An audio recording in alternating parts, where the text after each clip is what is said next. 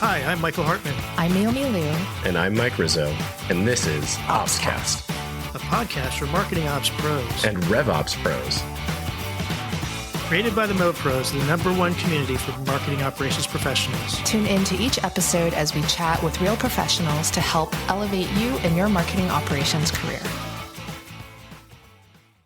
Hello, everyone. Welcome to another episode of OpsCast, brought to you by marketingops.com, powered by the Mo Pros out there. I am your host, Michael Hartmann, flying solo with Rizzo out at Inbound 2024 and Naomi dealing with chaos, I believe. So that's all right. We have done this before. We're going to power through it. Joining me today is Eric Hollebone. Eric, I should have asked you how to pronounce your name, so hopefully I got it right. President and CEO of DemandLab, a global digital marketing and ops agency based in Ottawa, Canada. Before joining DemandLab, Eric led brand management and revenue funnel growth as the director of marketing and recruitment for Algonquin College. Eric is a 3-time Marketo champion, a 2-time Revenue Performance Excellence Award winner, founder of the Ottawa and Higher Education Marketo Regional User Group, and an active participant in the Ottawa Salesforce Users Group. Eric, thanks for joining me today. Oh, glad to be here, Michael. How did I do on pronouncing your name? You got it right. E is a Y. Wow. Got it. All right. You Canadians are always so polite. We try to be. We have to live with some good neighbors to the south. Oh, yeah. That's that. Well, I'm sure. Well, I'll take it on face value. How about that? It's the only way to. That's right. Well, Eric, so as we get this thing kicked off, when we talked earlier about this episode, we realized we both have engineering backgrounds, which is not something I think is all that common for ending up in marketing and marketing ops. So one of the things that you said that I thought was interesting, and I think I thought mostly that this is a truth as well, is that you thought marketing is both art and science, and that you think it should be more science. So why don't we start there? Like, what did you mean by that statement, and why do you think that's the case? So I actually had some thoughts as we went through this discussion as well, and we've had let's say modern marketing is about 120 years old. Let's put it that way, or around that time, and we've had a lot of people doing the creative side, the brand side, the customer engagement side of marketing, but really only in the last 10, 15 years, since about 2010, have we had the digital tools to make marketing more measurable. And that has opened up the world to the analytics side. Like, you could do analytics before, but it was a very expensive proposition. And by bringing in the digital platforms, it's opened that up to every business as opposed to just the enterprises that could afford it before. And that allows a new type of person to be part of the marketing team, somebody who's more process-oriented and data aware and can help focus marketing efforts towards goals. So it's brought a level of, two of my favorite words, precision and accuracy to our marketing efforts. And as an engineer, if you know what those words mean, one tells you how close you are to the target, the other one tells you how well you hit the target that you're going for, and thus you're not wasting effort and energy. So bringing the science to marketing has allowed us to refine our tools, our skill sets, our reach, to be more specific. It's just been a great way of giving marketing that performance boost to be effective at what we do. But there's another part of the story, which I think we'll get into later on, which science has also helped us talk to the rest of the business. And we'll get into that in a little bit. Yeah. But it's interesting. What I was just thinking, who posted this on LinkedIn? I'll have to think of it. I'll think of the name here in a little bit. But someone was making a point that in terms of like traditional, if there is traditional marketing education, right, it was usually centered around with the 4 Ps, right? So product, pricing, placement, promotion.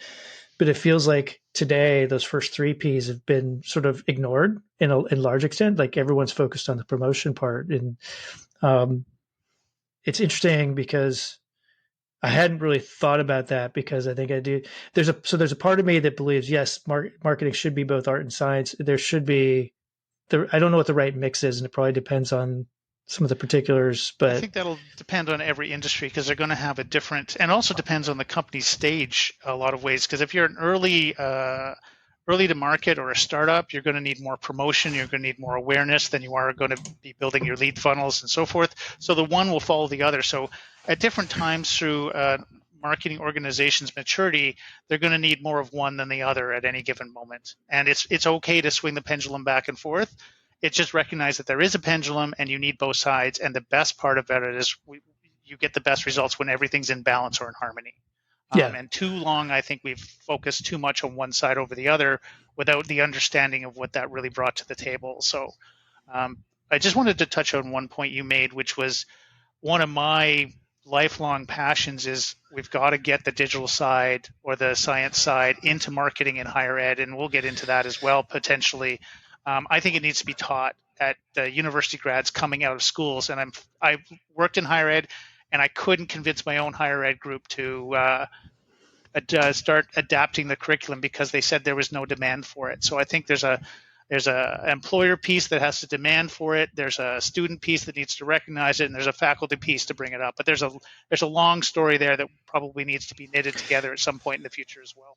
Yeah, I think if you're talking about the same kinds of things that I think I would bring up in that context about education, it's things like, I think marketers in particular it's really important with all the data we have these days, whether it's general marketing or marketing ops, right? To be able to understand data and statistics and data analysis. And I think that's probably missing for a lot of folks. Could I even say one thing further? I would just like to be able to hire marketers who come out of a university program that can build an email. Like literally understand the basics of online, digital communications, pathways, and so forth, and starts with the basics. And I feel sometimes they don't even get the basics, but that might be getting us a little off track. I think that could definitely be a whole episode, because I tend to get on a soapbox about these things, and I'll have to control myself. You keep us honest, Eric. Okay, that's your job here. Well, okay, so we talked about that, art and science and marketing. So I think this is maybe where you were heading. Like, one of the things that we talked about, and I think we're both on the same page, is that marketers are somewhat ironically are not great at articulating the story about the financial value that they bring to their organization. So, do you think that's true as well? Especially, and I think it's true, especially for B2B marketers. But what's your take on that? Do you think that's something that is a problem, and what do you think is behind it? I think it's been one of the things that's holding back marketing for years. And to go into it in several different ways, the one way to look at is marketing's spend within the company or resources within the company, especially when times get tight, are sometimes seen as disposable or marginal, or can be cut back, or as one of the more discretionary aspects. And I think that directly relates to especially in the B2B world, marketing not telling its own internal story. And the reason I think that comes about is they're good storytellers to their audience, but they don't perceive the internal people as an additional audience that they need to be working with. And to convince that internal audience is not the same as convincing the external audience. The internal audience has to work in business paradigms. And for that to happen, you have to be speaking the language of the business. I look at it in the way that if everybody's at the executive table and there's $1 of investment to be had, everybody's going to be articulating why they should get that investment. And I want marketing to have its fair share and fair say at that table. But if you say $1 should be spent in sales, or $1 should be spent in operations or manufacturing or customer delivery, marketing has to come to the table and say why that $1 should be spent in marketing. If you can't articulate in those terms to a CFO or a CEO why that $1 should be spent in marketing, you're behind the 8 ball before you even start. If you come to the table with engagement or clicks or awareness or reach, you haven't told the story that helps the rest of the company understand why you need that resources over anybody else. Because let's be honest, it's a competition to get that resource when that resource is limited. Absolutely. And if you're not telling that story, there's no way that you're making your audience do extra work, which we know in any kind of sales process is not the best place to be in. So it's internal selling process as much as anything else. So that leads me to my second point is I think marketers don't know how to translate what they do into something the company can understand. And to do that, you have to express it in the sole currency of a business. And I use currency as the word I'm going after here. You have to express your value or your gained value by your opportunity in dollars and cents that somebody can believe, which leads into a whole gamut of stuff. Is where's the science in marketing? Where's the measurement in marketing? How do we measure so that we can prove what we say at that executive table can come to pass? Yeah. There's a lot in there. And this is where the connection of why MOPS is so important. Because if you look back, the art side of marketing struggles to tell that story. The science side of marketing is the ones who need to put that story together in a way that it can be consumed by the rest of the company. And you are actually the translator between the effort that marketing is doing as a whole and to the rest of the business. Because historically, we've shown the other people can't do it. And they've done I'll call it out, they haven't done a particularly good job of telling their story internally.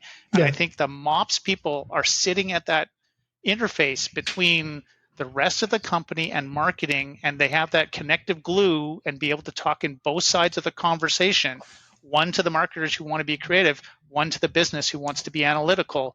And I think they have a prime opportunity to assume that role and get the win for the marketing department. Yeah, I think you hit on a key couple of things that I think are interesting. One, you said like they need to be able to tell the value and it be believed, right? I think that second part is really important. The other part is you talked about some metrics that I think you hear the term vanity metrics thrown around. And I think those are things. So I did a white paper for the marketing ops community not too long ago. And part of it was around measurement. And there's sort of two main components to it. One is like just you need to think about metrics not just as a one set, but there's sort of 5 different ways to look at performance. And one of them actually isn't even metrics, and I would call it's more of a narrative kind of approach. But I also said the other part is like knowing like of those 5, like who's the audience for that. So if you're using, what I would call sort of operational type metrics about your marketing, and you're trying to use that to communicate to the C-suite, right? You've got a mismatch on what you're trying to communicate to the audience, right? Because it's not really about the value part of it or the currency component of it. I like the narrative component because, attribution type modeling has been probably the closest to getting to some way of articulating a financial component of what's the return on a dollar spent on marketing yields X, multiple. The challenge is the math is complicated, right? And what I tell people is I don't say don't do that, but don't use that as the sole thing you're doing with your executive team. I think narrative stuff has been really helpful in my own career, where you talk about you find deals that were won or closed in the last month, quarter, whatever the time frame is, and you then go and you take a deep dive analysis. You're like, what were all the activities that happened across sales and marketing that helped us win? And you want to find ones that are hopefully represent specific examples that are also generally applicable, right? And that reinforces, I think, the numerical things in a huge way.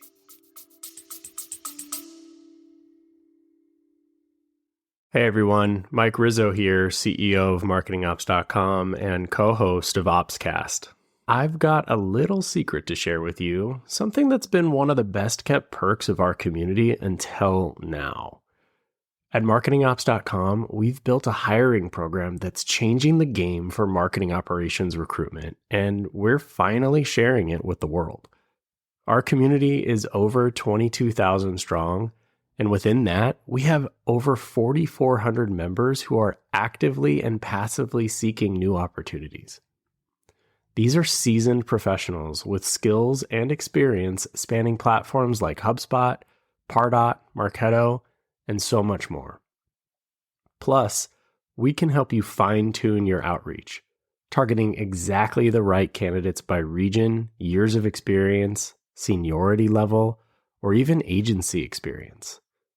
But here's the real cherry on top. When you hire through our program, your new team member gets a free membership or a virtual ticket to our annual conference. From day one, they're not just stepping into a new role, they're getting access to the training, networking, and support they need to hit the ground running. So if you're ready to unlock this incredible opportunity, it's time to let this secret out. Visit marketingops.com and find your next star teammate today. Thanks for listening, and as always, keep optimizing. Well, I think at the end of the day, no matter how you approach it, marketing is all about storytelling to the right audience. If you have numbers that help you articulate that story, even better. But to get any human being motivated, you have to hit them at an emotional level. So if you're not telling a story that will move somebody from decision point A or position A to position B, you have to do that through a story. Metrics just help you tell part of that story about the whole process. So the two are, for me, are intertwined. You tell a narrative based upon what the story tells you, but then you can also use the numerical or scientific or analytical side to help you build the story and construct the story to have a strong foundation. You go back to telling the story. Well, part of telling the story at the executive table is it happens weeks or months in advance by walking over to the CFO and having a conversation and building a rapport with that person.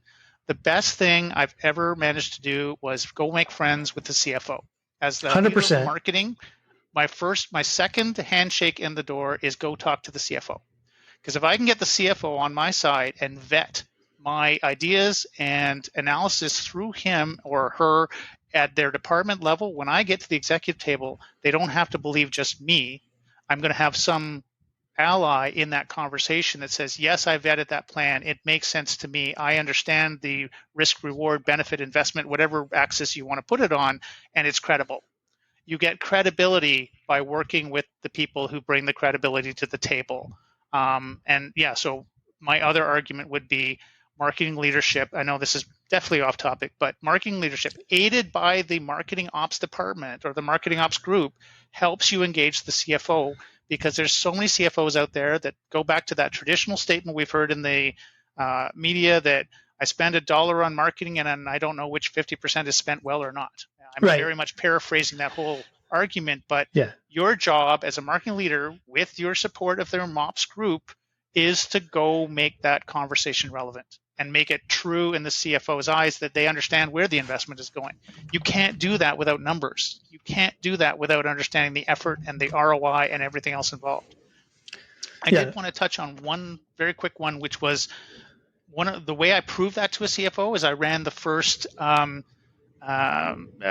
control group comparison on, I did this on prospective students, but we introduced a calling program and we showed that the people we called actually ended up converting to students at a higher rate. Now, in higher ed, just take out the word dollar and put in student, they're virtually equivalent.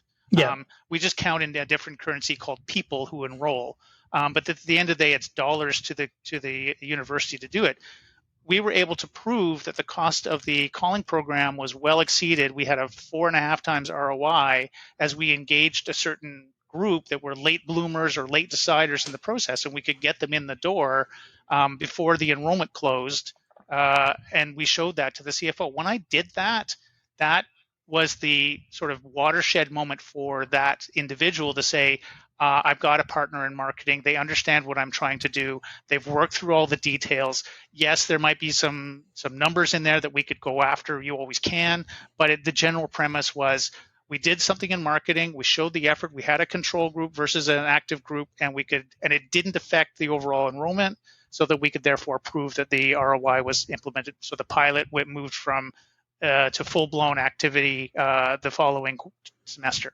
By doing that, you've won the race, and you can almost ask for anything you want at that point. Yeah, I have a similar story in a business context where I inherited some stuff already in motion, including doing a pilot of a new program, and small data set. Right, it was like 14 programs that we had to go on.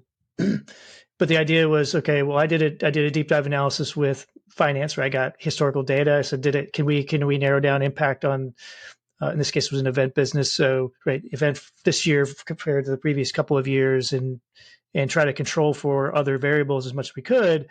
And I built a case that said, if we scaled this to all of our events, even if we assume that the impact will be half of what it was for these other ones, it's still a huge impact, right? So I wasn't trying to claim that it's going to be, whatever percentage it was. I was just saying, like, I'm being conservative, but I think it's like this proves out, like, we'll spend this extra money to get this to a point where we can scale it. And same thing, right? I was able that helped me build the credibility I needed for not only that but other future things. Mm-hmm.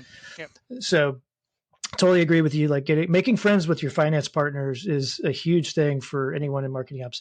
So let's talk about marketing ops, right? We've kind of danced around this. I agree with you that I think marketing ops folks should be uniquely positioned to have access and understanding about the data that's being generated and accumulated for what they're doing.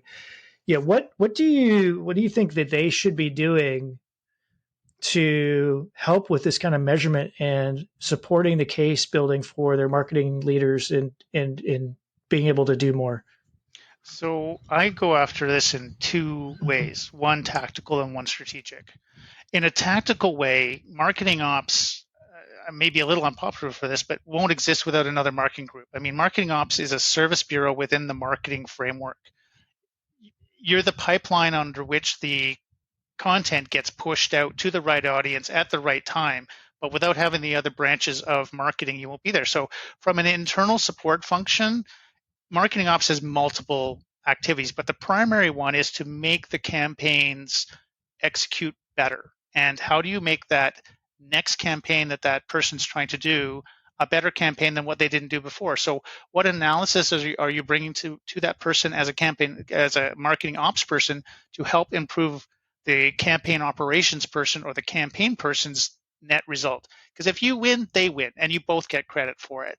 And that's the tactical level. Is you should be looking at yourself as somewhat of a service bureau within the marketing group. You're also an facilitator, you're also an IT problem solver, but in the impact of marketing, the thing that matters is getting campaigns in market, doing them better than you did last time, proving the result, and then tying it back to some impact that can be walked over to finance or revenue at some point. So that's the trajectory there.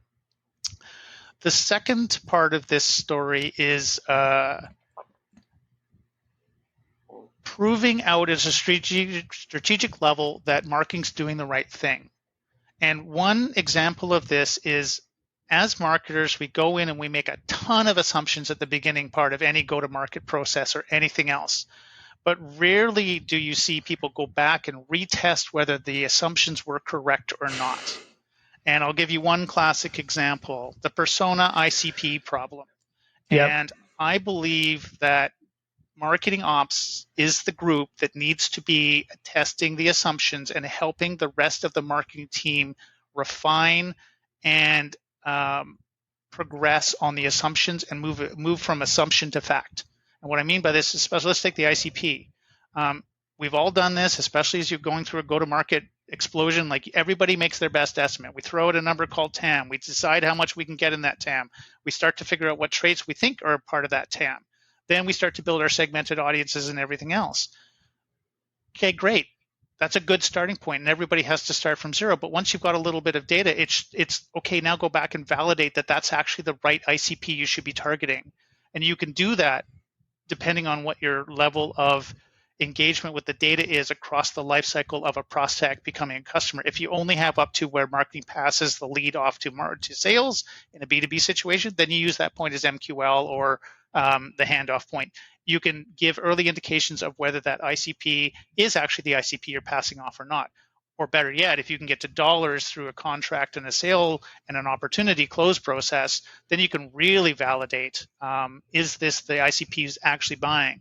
So then you can go back and refine that ICP and the persona traits to match who's actually buying your product. And you're going to get 60% of it right, 50% of it right, just on guessing. Yeah. But when you really tie it down and validate, should the market segment be 5 million plus for a company, or should it be 10? Well, with an ICP, you can actually, with a validated against the success of the ICP. In other words, you take all your successes, you take all your closed-won opportunities, you map out the traits, and then you start to group them together in ways that cluster. And there's ways to do this. You can put it into Pareto charts. You can put it into whatever mechanism you need to visualize that data, but then you can make educated cutoff points that, hey, 80% of my market has at least 4 million or more. Great, there's the start of my ICP threshold. And if you get up into another cluster that's, say, 50 million or 250 million, depending on the size of the company you're going after, you can then threshold that out. And now you've got market segmentation. Now you've got small, medium, big, verified data. So that becomes a key brick in your building your segmentations and credibility, that you know exactly the audience you're targeting. So I have a follow-up question on that, because you said in the middle of that something about like you can get, I think it was guess and be 65% accurate on what you think it should be. So I hear a lot of people talking about wanting to be data-driven, right? So a reaction I might expect to hear from people when they say, well, 65% is all you can get with guessing, they're going to want more data before they make a decision to get closer to accuracy and precision, right? Using the terms you used earlier. My assertion is you shouldn't go for that, right? I think you pick a number like 60, 65% is probably good enough, knowing that it's not going to be static, that you're intentionally doing it that way to learn and then get better and more accurate and more precise over time, but you have to build that into the process. Is that what you're suggesting too? I would say guessing is great when you have very low maturity and very low resources in terms of the ability to buy. You can always change it by going to an analyst or going to a data broker and buying that market segment data and advancing your cause. Most of us as marketers don't have that luxury. It's very hard to get approved. It's a constraint of how much time do I have versus how much money do I have versus how much knowledge do I have. Yeah. So if you take any product launch or a go-to-market effort, you start with low maturity and you gain experience as you go through the process of understanding and collecting. So guessing at the initial stage is probably as good as anything. But as you say, you don't want to sit there all the time. You want to start refining that benchmark as you go forward to say what it really should be over time. But the other end of it is once you have enough experience, stop looking and do periodic checks to make sure it's still good. Don't go off and polish the bowling ball more than it needs to be, because it's not going to be any more effective. So there is a happy window in between that says do your best with the data you have. And the one thing I've learned in my career progressing through the ranks of corporate structures is as you move up, you have less information to work from. The same thing happens with. It's ironic that way, isn't it? Yeah, you have to get comfortable with the lack of data. So when you do a go-to-market in a brand new market, if you're truly going into a blue ocean concept, you don't know enough. So you start throwing darts at the wall, but you should quickly start taking those darts off a wall and start shooting at a precision target as you can, and as resources allow. I don't want to ever say that guessing is your good enough and be all and end all. No, it should be guessing gets you through the first segment of your growth journey, and then you have to switch into more refined collection and analysis techniques to actually really prove out what you're trying to do. Yeah, and I don't think, just in case anybody listening heard that and would think that guess is a random thing, right? You still should be using your experience and intuition, right? Yeah. So it's not a completely random guess. This is my point. No, right? It's not. It's an intuitive guess, but I'll go back to our point earlier. Intuition is not how you convince a CFO of anything. Agreed. And eventually you do need to come up with an appropriate description that will convince them that you've got the credibility you need. Once you have that credibility, the next effort to take a flyer on the next go-to-market program will be much more eagerly received, and you get more rope to do it. Doesn't mean it's going to be right, but I mean you've built up enough credibility that they're going to start trusting your intuition, and you've gained that credibility to get there. Yeah, agreed. Yeah. I think the idea there is like you should be seeking to continue to get more data and totally in the continuous improvement mode. But continuous improvement to a point. And I'll go back to the Voltaire statement: "Perfect is the enemy of good." If it's not differential in your marketplace, is it good enough versus being perfect? Yeah. And there's a lot wound up in that statement. Like where you're differential, be the best you can be. Where you're commodity, just do enough to make it work. I'll give you a very quick example. that'll be relevant. Nobody comes and joins our organization in an employment hire situation because we have the best email program around. It just has to be there. It has to work. Mm-hmm. When I'm trying to go to market, I want to join a team that's innovative, that's working, that's targeting, that's being out there, being a little bit guerrilla tactics, innovative in its ways. That's what makes people want to join my team. That's an employment scenario, but okay, change that into an audience scenario or a technology scenario or something else. It doesn't really matter. So be differential where you have to be, and be good enough where it counts. Yeah, and I think I think of is it the Pareto principle, the 80-20 rule? Yep. Right. Yeah, there's a point where the marginal effort doesn't generate the kind of return, right? So Yep. like there's not a point to, and that probably goes for seeking additional data, right? It's not really going to make a difference. And that's something I've seen people kind of get stuck in analysis paralysis or whatever. Right? Well, actually, I think that's the classic MOPS pitfall. We build systems for theoretical outcomes that never get used. We collect data that's never going to make a difference. I've seen systems with 1,500 parameters in their CRM on the lead and contact pages, and I'm just sitting there going like, who in the world's ever looking at this? No one. There's an expense to collecting data. There's an expense to holding data. There's an expense to cleaning data. There is just expense every time a data field gets proposed that people really don't understand the whole. Again, it goes back to a little bit of the finance side. There's a total cost of ownership that factors into this whole thing. That if you just randomly want every single parameter under the sun because you think you might need it, that's not a good exercise. So here's where I'm going to go back and plug engineering. Engineering is a decision-making system that always lives within constraints. There's no perfect world to do anything. You're always making a compromise. Yes. Same thing has to apply in MOPS. We cannot collect everything. We cannot store everything. We cannot clean everything and make a perfect data system. There is no such thing. There's only we can spend this amount of money up to this point to make it effective for the rest of the organization. Yeah, I use the term trade-offs all the time, but compromise, right? Sure. Opportunity costs, right? All those things are like different ways of saying, right? When you invest in one thing, that means you're not able to invest in something else, generally speaking, whether it's time, money, resources. So you brought about data points and reporting a little bit, and I think I'm with you in that I think a lot of MOPS teams fall into sort of two traps related to reporting and analytics. One is they just they get asked to generate a report, they generate the report. They don't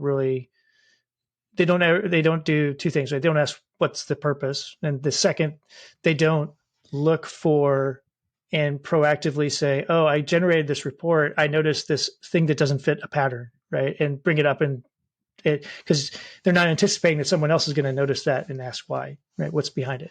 So I think there's that one. And then the other is, I think a tendency to just think the numbers are enough, right? Kind of goes back to the storytelling. How do you think MOPS folks can help provide some more consultative type of approach and rigor to reporting and analytics with their teams? So as part of the overlay of the storytelling, what I've always taught people who bring reports to me, which I'm now high enough up to actually have an influence on, is I always go back to, you got to answer the 6 basic journalistic questions: who, where, what, when, why, how. If you can't answer those, then you haven't done your job. Because I'm going to be quizzed on any one of those things. Is this the right audience? Well, that's the who. Have you done it? What's the what? And but fundamentally, I truly am a believer of the Simon Sinek world. It starts with the why. There's a statement out there that I really like that I'll assign to a smart person, but won't name them. But the worst thing you can have is having a really smart person optimize a process that has no value or no meaning at the end of the day. In other words, the best process is no process. The best part is no part. That's because they didn't answer the why, or they didn't test the assumption of it going into it.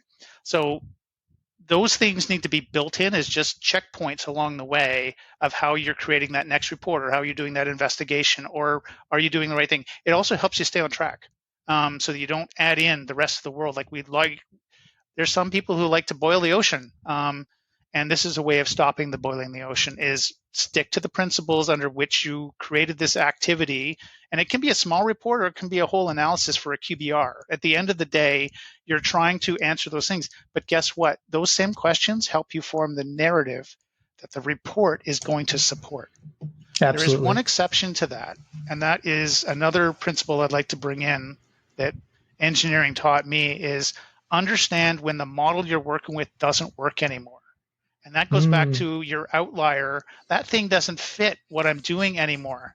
You've got two choices. You can either figure out why it doesn't fit and discount it properly. That was because this data wasn't aligned properly or they don't fit it. Or have I got a discontinuity or another opportunity that I could segment down the future and actually open up a new marketplace because I've discovered that 3 or 4 or 5 or 6 or more things are suddenly lining up in a cluster that I didn't expect. Well, that may be an opportunity for a future endeavor to go after those people. But the other thing I would really caution marketing ops people is you need to understand your tool set and understand when your tool is telling you the right answer and the wrong answer. And that comes by understanding the limitation of the tool. Computers are dumb. They do exactly what we tell them to do. Doesn't mean they're giving you the right answer. The classic case of that right now is the AI thing. It's, what is AI? It's the average answer of the normal distribution across the human population, so it's going to give you its best average answer. It's never going to give you a good answer. It's never going to give you an excellent answer, but it's going to give you the average answer. So if you're starting at 0, getting to average, AI is a great tool. Getting from average to excellent, AI is a horrible tool. So you got to understand where the tool fits in your tool set and when to use it and when not to use it. I mean, there's a classic example of, I think some lawyers used Chat GPT once and it started to make up cited articles and the judge called them out of it and they got in trouble with their legal licenses. So, I mean, it comes down to those people didn't understand the limits of the tool before they used it. Right. Tools are there to effectively get us from point A to point B faster than we could do ourselves. That's why we buy a tool. That's why I invest in them. But you got to know the limits of your tool. And you can't apply it blindly. And I think too many people do because they don't ask the question of what is this tool doing for me? Why is it doing this? I mean, we get examples of this is how do you deal with bots at the end of the email chain when you're sending it into a large company and they've got data loss prevention algorithms running on their firewall and all of a sudden they see 1,000 email messages from you showing up as a campaign activity and they flag you as, nope, that's spam. Well, that's because you have to understand all of the pieces of the interaction. Right. And therefore plan it out. Do I batch them up? Do I send them in small batches? Do I get them to whitelist me as a customer to do all? There's mitigations you can take against that. But if you don't understand what's going on, it makes it very hard to get your message across. Now, I did wander the universe there, so Well, so it's interesting because I don't know that I would have gotten to the email potential, blocking, blacklisting, whitelisting stuff. But when you were talking about these data, I'll call them anomalies, right? You do some data. The other sort of alternative to, hey, maybe this is identifying an opportunity that I hadn't otherwise done, is to also identify, this is where understanding the systems and the processes that go behind them can also help you discover, let's call it operational problems, right? Or unexpected things. So I have multiple examples of doing reporting that went across sales and marketing that helped me identify behaviors and things that were happening primarily on the sales side that I would not have otherwise, no one, because they were sort of embedded in the way the business was done. I didn't know that was to be expected. So one was, we turned on Marketo at this place and had never, marketing hadn't really been involved with anything and tracking that kind of stuff. Well, all of a sudden we started getting attribution reports that started saying we had influence on opportunities that were 2 years old. And I was like, this is weird. What's going on here? Well, it had to do with how that company initiated opportunities for multi-year deals, as opposed to doing one opportunity. There's a difference between revenue recognition and execution on projects. And well, I had no idea, but it stood out to me it was like, doesn't make any sense on the face of it. And I had to go dig into the data to figure out what's going on and ask questions. I had another one where I started seeing, I was doing regular updating on again, attribution reporting and kept seeing the number of opportunities from previous months were changing. They had closed. And I was like, what's going on? And the amounts had changed. I was like, what's going on? Well, this particular company sold products to government agencies or, near government agencies. They had these long-term contracts. So instead of opening up like just new orders, like they were opening and closing opportunities as new orders were coming in.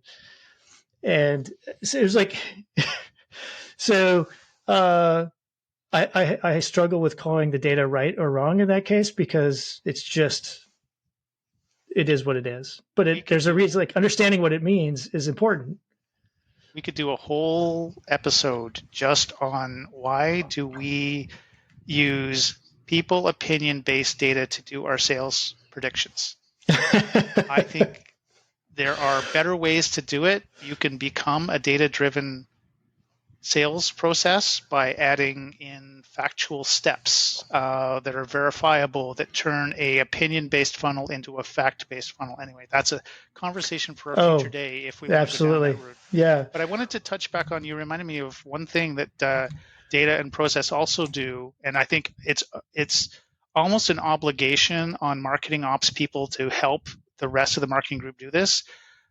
Marketing ops can help you say what not to do. Where can you save your energy and effort when something's not effective is as much good information as what's being effective. 100%. So if marketing ops can go back and prove that, you're in an email communication drip or nurture train, and the likelihood of getting that next engagement click or engagement point is less than the unsubscribe rate, you've probably reached the law of diminishing returns.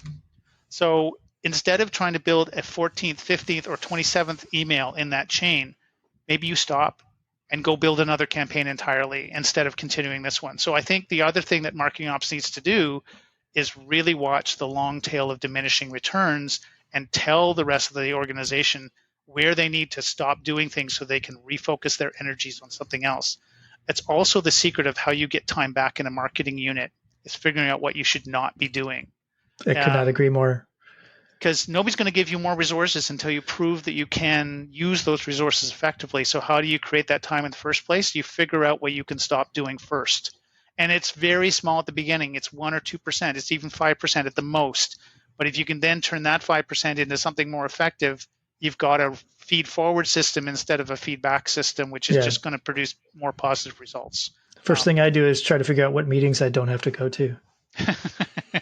We could debate meetings all day, but well, so you're bringing up an interesting thing. So you had mentioned that idea of like kind of knowing when to stop emailing someone, automatic suppression list based on frequency of emails to specific people. And it can be dynamic. It can be across products, it can be across audiences. Yeah. Y'all been doing some of this stuff at DemandLab, right? So can you walk us through some of those things? Because I know that in particular, the one about like trying to say, have we saturated a particular contact with across a bunch of different emails? Say they fit into multiple, like we've got a newsletter and some nurture and we've got promotional stuff and it's all sort of happening at the same time to know, is this one person, should we not send them this one piece so they can, how do you pray? So that's always been a challenge because I don't think I have yet to find a marketing automation platform that can do that kind of by itself very well. I would agree with you. And I think it's due to the nature of how the products have been created and sold that the marketing automation vendors have their area of control and they're interested in giving you reports that help them sell that particular platform. And I would argue the same about the CRM vendors as well. They're very focused on giving you reports that help you justify the purchase of the CRM and renewals in continuous years. What I would suggest most marketing ops folks understand is we need data from across all the environments to tell all the story as best we can. And that's where I think a lot of marketing automation vendors specifically have fallen down is the strategic side of reporting. And they look across an individual email or campaign, but they don't look holistically across the whole database. They do in some cases, but it's crude. It's not dynamic. It's not week-to-week variation. it's a hard limit. Like you can, if this person gets 11 emails, don't send them the 12th. Well, Right. and then they don't tell you what to do with that 12th. They just don't tell you anything, and then you think your message has gone out, and then somebody goes back and checks the stats that, hey, I've got 15% less emails going out than last time on the same batch. So there's a lot of gotchas in the implementation of our automation systems. They're good. Sometimes they're excellent at certain aspects of doing things, but you got to know what it can do and what it can't do. And without the holistic information about figuring out active suppression lists, like if you were to have a person do that, they'd spend all their time just trying to figure out which audience. So this is definitely a job for a computer system of some sort. And we have helped clients who have, and especially it's true of Fortune 500s and multi-product, multi-segment companies. Each product team is usually independent of the other product team, so they don't care if they oversaturate the audience compared to the next group. They've just got a business target in front of them, so they're going to do everything come hell or high water. And that's where you get into channel conflict, not like with direct indirect sales, but I'm talking about product group to product group or product offering to product offering, and everybody's in a free-for-all situation, and marketing has to be the same voice of control at the end of the day and saying, no, that's not a good thing. We've already emailed Joe and Mary twice this week. We're not doing it a 14th and 15th time. And we've seen that way too often. So it's about governance, it's about control, it's about education, but it's also about bringing that proof to the table, showing how these people have already interacted, and you're getting an ever diminishing rate of engagement on those particular things after an nth degree. So if you plot out and bucket your engagement rates over the number of emails over the time period, perhaps even segmented by product or location or interest or anything else, you're going to end up with a multi-fragmented table. And depending on which one you need to then go tell that story to that particular group, or bring them all together in a room saying, individually you're going for it, but overall corporately we're sucking wind on this, and we've got to stop, and therefore we're going to make a system that works. There's a lot of governance that goes into that, especially for the more complex clients. Yeah, but you all have done some of that stuff with your clients. We have, in fact, what we're doing right now is taking all of what we've learned over the last 15 years and putting it into our own version of a product that we're working on, and we're bringing that to market very shortly. It's basically, we're trying to think about putting a marketing consultant in a box, or a marketing analytics consultant in a box that. So we're going to be releasing that over the next few weeks to months. In fact, perhaps at Mopsapalooza we might be doing. Okay. There we go. Yeah. Well, good. Is there? So we're going to probably wrap it up here in a few minutes. But is there anything that we haven't touched on that you wanted to share with the audience? I would say we've touched on a lot of it, but I think there's one area that I think. Marketers could improve personally to get that next job, especially marketing ops people. I think there's two key skills that you don't have to be an expert at it, but you have to have some knowledge of it. One is basic stats. You have to be able to understand when a stat is telling you the right direction and the wrong direction. I'm not talking like you have to go into student t-tables and look at p-values and something. You need stats for marketers, and there's plenty of online places to do that. Like know the difference between median and mode and all those average, medium, mode. What's the? I'm going to forget the other one. I'm going blank too right now. Yeah, and the other one is like that accuracy and precision number. Those are two different concepts about the same part of data. It's basically, is your stats telling you the data is working for you or not? I mean, one of the key concepts you have to understand is a normal distribution curve and what standard deviation means to you. 3 standard deviations means you got 95% of the population. 1 standard deviation, you got 89% of the population. Those are numbers drilled into my head. That this is the way you have to do it. And then you have to know if a standard deviation is even accurate, so that you're getting a representative sample that will actually tell you, I can apply this generally. So that's one.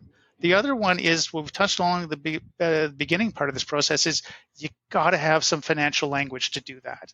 And if you don't have enough financial language, go get it. There's so many ways to get that externally to your company. Go make friends with the CFO, but you've got to be able to speak in their terms. One, I just wrote a whole blog article about what is material. Material is this concept of it's board level reportable stuff, usually set between 3 and 5% of the profit earnings of the company per year. If something is significant enough to material, it has to be declared by law to the shareholders. So if marketing isn't material in its efforts to the overall organization, do you think marketing gets listened to? No. Nope. So you have to think in terms of what does materiality mean to marketing? Well, it means you have to have impact that other people believe and understand. And that's just one small concept in a whole soup of financial terms that you have to get to. You have to be able to think about how to set up an ROI study. Cash flow analysis. You have to be able to read it, and even on your competitors or audience profile or whatever. Another one would be, how do you read a financial statement? How do you break down a G&L to tell you how much marketing? So here's one I did very quickly. How do I know if a target company is spending enough money on marketing? I did a proxy through the number of people they hire in the marketing group compared to the overall numbers of the employees. In a small company, 10% should be marketers, and that's under, say, 50 people. From 50 to 250 people should be around 3% of marketers. And above that, it drops to around 2.5%. And you can track this. So if they're not spending enough on marketing, how am I going to sell my product? Yeah. Right. So I can use places like LinkedIn to very easily get all the titles that have been associated with marketing. I do a data pull, bring it in and say, yeah, these guys spend an above average amount of data on marketers. Now, if I combine that with looking at their online profile and combining all the tools that they have outwardly facing on their website, I can also get a proxy for, are they spending enough money on marketing? Therefore, I can go sell them something. That's my view of the world.